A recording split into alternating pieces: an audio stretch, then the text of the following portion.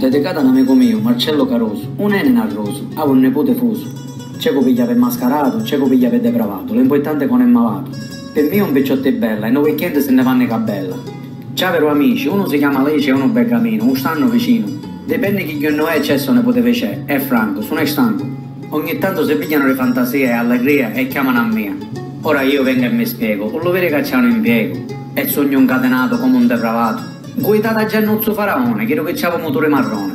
Nente sapendo Giannuzzo già era guida e io mi mise male capite. Scantato molto io faceva come un botto. Dopo che mi ripigliava mi mise a pensare. Mi pigliava di coraggio e mi mise in viaggio. Arrivo in cabella pure io e mancavo frate mio. Ci dissi io, come non ci chiamaste voi moscone? A Iddu ci piace sto reone. Sto trovato in uno stato agitativo e attivo, vi può dire a spiega arrivo. Ci ha detto questa storia a Marcello, no, perché è bello. È un brunello e io mi promettevo limoncello. Ora questo limoncello per la stare e magari facciamo un brindisi annuale. E vi auguro un buon Natale.